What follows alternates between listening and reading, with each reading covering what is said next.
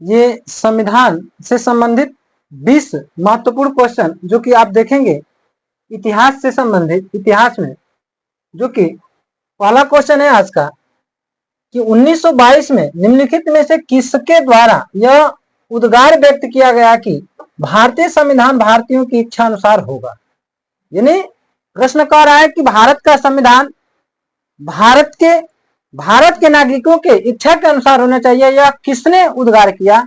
1922 में महात्मा गांधी ने किया, मोतीलाल नेहरू ने किया, गोपाल कृष्ण गोखले ने किया या बाल गंगाधर तिलक। तो भारतीय संविधान भारत के लोगों के अनुसार होना चाहिए, यह इच्छा व्यक्त 1922 में किसके द्वारा किया गया था? तो इस इच्छा को जाहिर करने वाले व्यक्तित्व, महान व्यक्तित्व थे महात्मा गांधी।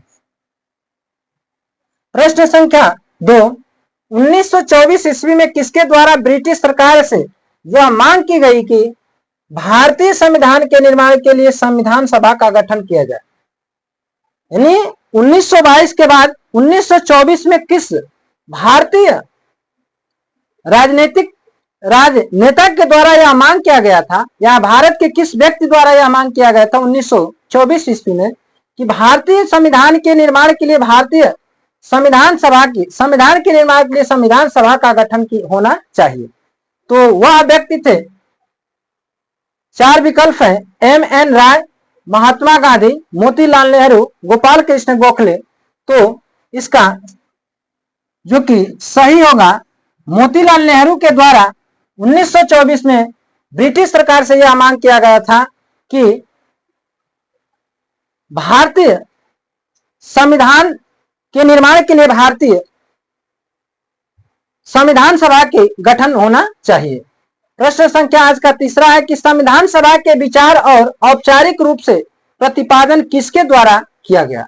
संविधान सभा के विचार का औपचारिक रूप से प्रतिपादन किसके द्वारा किया गया? तो मोतीलाल नेहरू, जवाहरलाल नेहरू, N.N. राय, महात्मा गांधी। यह प्रश्न है कि भारतीय संविधान का विचार औपचारिक रूप से किसने प्रतिपादित किया? तो इसका सही आंसर होगा जो कि M.N. राय, M.N. राय। चौथा प्रश्न है कि संविधान सभा को किसने मूर्त रूप प्रदान किया? मूर्त रूप प्रदान करने का यानी किसके द्वारा किया गया था? महात्मा गांधी के द्वारा, मोतीलाल नेहरू के द्वारा, M.N. राय के द्वारा या जवाहरलाल नेहरू के द्वारा? तो प्रश्न संख्या 4 है, संविधान सभा को मूर्त रूप प्रदान करने वाला एक औपचारिक प्रतिपादन करने का जो श्रेय गया तो M.N. राय को गया। इसे मूर्त रूप प्रदान करने का श्रेय जो जाता है तो जवाहरलाल नेहरू को जाता है, जो कि जवाहरलाल नेहरू। प्रश्न संख्या 5 है कि कांग्रेस ने किस वर्ष किसी प्रकार के बाह्य हस्तक्षेप के बिना भारतीय जनता द्वारा संविधान के निर्माण की मांग को लेकर प्रस्ताव पारित किया? यानी जो कांग्रेस थी, भारत में कांग्रेस पार्टी उस समय क्रियाशील थी, तो कांग्रेस ने किस वर्ष में किसी प्रकार का बाह्य हस्तक्षेप किए बिना भारतीय संविधान के निर्माण की मांग को लेकर प्रस्ताव पारित किया था? तो इसका जो कि सही जवाब होगा विकल्प है 1928, 1931, 1936, 1942। तो इसका सही जवाब है 1936 ईस्वी में कांग्रेस ने भारतीय संविधान निर्माण के लिए बिना कोई बाह्य हस्तक्षेप किए उसका डिमांड किया था। प्रश्न संख्या 6, 1938 में किस व्यक्ति ने वयस्क मताधिकार के आधार पर संविधान सभा के गठन की मांग की? यानी सन 1938 में किस भारतीय राजनेता के द्वारा यह मांग किया गया था कि वयस्क मताधिकार के आधार पर संविधान सभा के गठन की मांग हुई? महात्मा गांधी, जवाहरलाल नेहरू, सुभाष चंद्र बोस या वल्लभ भाई पटेल? यानी 4 विकल्प है, महात्मा गांधी, जवाहरलाल नेहरू, सुभाष चंद्र बोस और वल्लभ भाई पटेल। तो यह जो कि मताधिकार का संविधान सभा के गठन की मांग करने वाले वह व्यक्ति थे 1938 में, वह थे जवाहरलाल नेहरू, पंडित जवाहरलाल नेहरू, पीटी नेहरू। प्रश्न संख्या 7 पे चलते हैं, जो कि कह रहा है कि वर्ष 1942 में किस योजना के तहत यह स्वीकार किया गया कि भारत में एक निर्वाचित संविधान सभा का गठन होगा जो युद्ध उपरांत संविधान का निर्माण करेगी।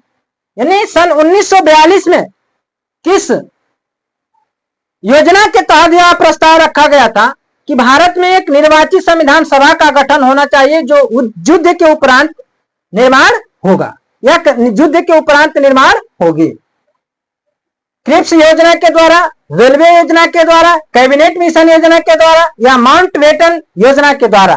तो याद जो था 1942 में क्रिप्स मिशन आया था, यह प्रश्न कल भी आया था कि क्रिप्स मिशन कब आया, तो 1942 में आया था। क्रिप्स मिशन योजना के तहत यह तय किया गया था, स्वीकार किया गया था कि निर्वाचित संविधान सभा का गठन होगा जो युद्ध के उपरांत संविधान सभा का गठन होगा, निर्माण होगा। प्रश्न संख्या 8 है कि संविधान सभा के गठन की मांग सर्वप्रथम 1895 में किसके द्वारा प्रस्तुत की गई? भारत को स्वतंत्र कराने से पहले संविधान का निर्माण करने की बात किसके द्वारा प्रस्तुत किया गया था? महात्मा गांधी के द्वारा, जवाहरलाल नेहरू के द्वारा, बी.आर. अम्बेडकर के द्वारा या बाल गंगाधर तिलक? इन 4 हस्तियों में से जो कि 1895 में सर्वप्रथम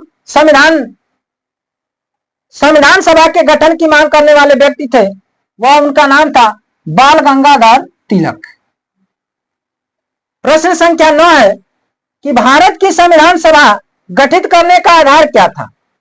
जब 1895 में संविधान सभा, सर्वप्रथम संविधान सभा के गठन की बात की गई तो उसकी मंजूरी मिलने के बाद भारतीय संविधान को गठन करने का मुख्य आधार क्या था? भारतीय राष्ट्रीय कांग्रेस का प्रस्ताव था, कैबिनेट मिशन का प्लान 1946 था, या भारतीय डोमिनियन के प्रांतीय या राज्य विधानमंडल के प्रस्ताव था, या भारतीय स्वतंत्रता अधिनियम 1947 था? यानी भारत की संविधान सभा का गठन करने का मुख्य आधार क्या था? तो यह था कैबिनेट मिशन प्लान 1946। भारत की संविधान सभा का गठन करने का मुख्य आधार था जो कैबिनेट मिशन प्लान 1946 था, उसी के आधार पर भारतीय संविधान सभा का गठन किया गया था। प्रश्न संख्या 10, भारतीय संविधान सभा का निर्माण किस योजना के तहत किया गया था? तो क्रिप्स में, इसमें योजना का नाम दिया है क्रिप्स मिशन योजना, कैबिनेट मिशन योजना या साइमन कमीशन, उपयुक्त में से कोई नहीं। तो अभी आपने देखा कि कैबिनेट मिशन प्लान, तो कैबिनेट मिशन प्लान योजना, यानी ऊपर ही प्रश्न है, ऊपर वाले प्रश्न से रिलेट करके देख सकते हैं कि संविधान सभा का निर्माण किस योजना के तहत हुआ। तो मुख्य आधार जो रखा गया था कैबिनेट मिशन बनाने का 1946 का, कैबिनेट मिशन के तहत ही इसको जो कि रखा गया था, कैबिनेट मिशन योजना के तहत भारतीय संविधान सभा का निर्माण हुआ था। प्रश्न संख्या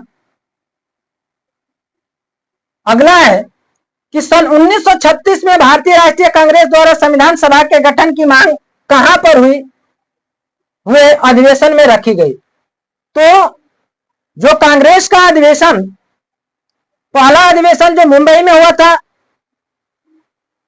दूसरा अधिवेशन पुणे में हुआ था। इस तरह से यानी 1936 में जो भारतीय राष्ट्रीय कांग्रेस द्वारा संविधान सभा का गठन की मांग किया गया था, तो कांग्रेस के किस अधिवेशन में हुआ? कानपुर अधिवेशन में हुआ, मुंबई अधिवेशन में हुआ, या फैजपुर में या लाहौर के अधिवेशन में हुआ था? तो इस प्रश्न का जो कि सही फैजपुर जो अधिवेशन जो 1936 में हुआ था, उसी के तहत भारतीय राष्ट्रीय कांग्रेस द्वारा संविधान सभा की गठन की मांग की गई थी। प्रश्न संख्या 12, कैबिनेट मिशन योजना के अनुसार संविधान सभा में कुल कितने सदस्य होते हैं? 389, 409, 429 या 505। प्रश्न है कि कैबिनेट मिशन योजना के अनुसार भारतीय संविधान सभा के सभा में कुल कितने सदस्य होंगे? तो इसमें आपका विकल्प सही है 389 सदस्य कैबिनेट मिशन के तहत। प्रश्न संख्या नेक्स्ट है कि प्रस्तावित मूल संविधान में कुल सदस्यों का विभाजन किस प्रकार होना निश्चित हुआ था? प्रस्तावित मूल संविधान में कुल सदस्यों का विभाजन किस प्रकार होना निश्चित हुआ था? ब्रिटिश प्रांतों के 292 प्रतिनिधि के आधार पर या देशी रियासतों के 93 प्रतिनिधियों के आधार पर, मुख्य कमिश्नरी क्षेत्रों के 4 प्रतिनिधि के आधार पर, या उपयुक्त में से सभी? जो प्रस्तावित मूल संविधान था उसमें जो सदस्यों की संख्या का विभाजन का आधार रखा गया था, क्या रखा गया था? तो इसका जो कि सही जवाब होगा उपयुक्त में से सभी। ब्रिटिश प्रांतों 292 जो प्रांतीय थे, देशी रियासतें जो 93 थी, मुख्य कमिश्नरी क्षेत्र जो 4 प्रतिनिधि के माध्यम से 4 प्रतिनिधि में बटे हुए थे, इन सबको रखकर प्रस्तावित मूल संविधान के कुल सदस्यों को विभाजित करने का प्रावधान किया गया था। प्रश्न संख्या 14, संविधान सभा में विभिन्न प्रांतों के लिए 292 सदस्यों का निर्वाचन होना था। इसमें से कांग्रेस के कितने प्रतिनिधि निर्वाचित होकर आए? यानी जो भारतीय संविधान सभा में जो 292 सदस्यों को निर्वाचित होना था, उसमें से कांग्रेस के कितने सदस्य थे? 195, 208, 225 या 300, 235? तो कांग्रेस के जो सदस्य थे 208। प्रश्न संख्या 15 है कि पुनर्गठन के फलस्वरूप वर्ष 1947 में संविधान सभा के सदस्यों की संख्या कितनी रह गई? यानी पुनर्गठन जब हुआ 1947 में संविधान सभा का, तो सदस्यों की संख्या कितनी रह गई? 289, 299, 324 या 333? तो जैसा कि पुनर्गठन जब 1947 में हुआ भारतीय संविधान का, तो उसमें सदस्यों की संख्या कितनी रह गई? 289, 299, 334 या 333? तो 292 तो पहले था, उसमें आपका पुनर्गठन जब हुआ संविधान सभा का, तो उसके 1947 में तो उसमें सदस्यों की संख्या रह गई थी 299। संविधान सभा में देशी रियासतों के लिए कितने प्रतिनिधि थे? 100, 70, 85, 65? कह रहा है कि संविधान सभा पुनर्गठित जब हुआ तो देशी रियासतों के लिए कितने प्रतिनिधि थे? देशी रियासतों से जो सदस्यों को चुना गया था वो कितने थे, उनकी संख्या कितनी थी? तो उनकी संख्या थी केवल 70।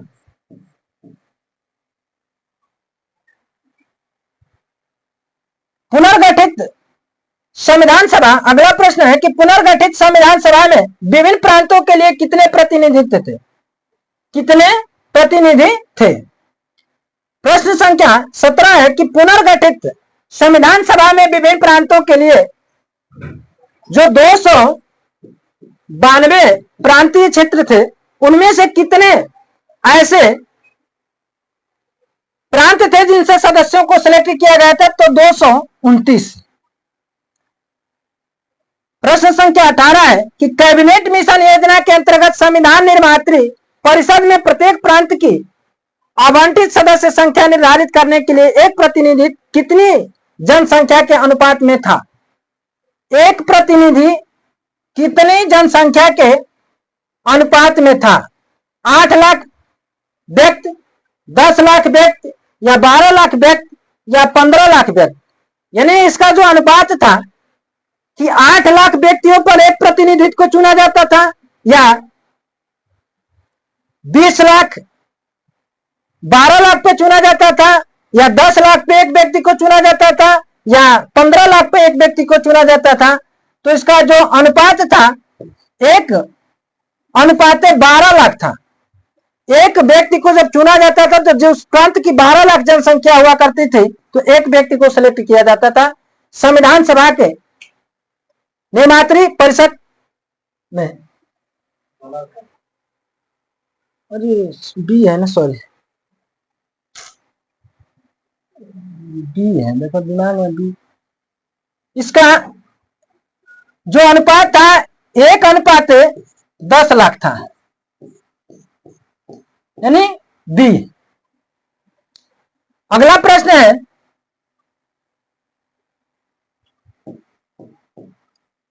कि संविधान सभा के सदस्यों को निम्न में से किसने प्रत्यक्ष रूप से निर्वाचित किया? संविधान सभा के सदस्यों को प्रत्यक्ष रूप से निर्वाचित किया जाता है, किसके द्वारा? संविधान सभा के जो सदस्यों को चुना जाता है तो उसके लिए वो प्रत्यक्ष रूप से किसे निर्वाचित किया जाता है? प्रांतों की विधानसभा से या संघीय व्यवस्थापिका से, उपयुक्त दोनों से, इनमें से कोई नहीं। तो प्रांतों की विधानसभा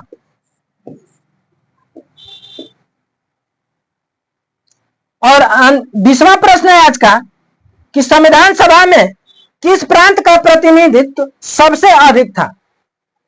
जो 292 प्रांत थे उनमें से सबसे अधिक किस प्रांत से संख्या ली गई थी? बंगाल से, चेन्नई से, मुंबई से या संयुक्त प्रांत से? तो यह था इसका सही जवाब जो कि होगा डी, संयुक्त प्रांत से। तो ये 20 महत्वपूर्ण प्रश्नों का सेशन आज खत्म होता है। फिर मिलेंगे अगले वीडियो में इसी तरह के संविधान संबंधी जितने भी महत्वपूर्ण प्रश्न हैं उनके साथ आपको रूबरू कराएंगे।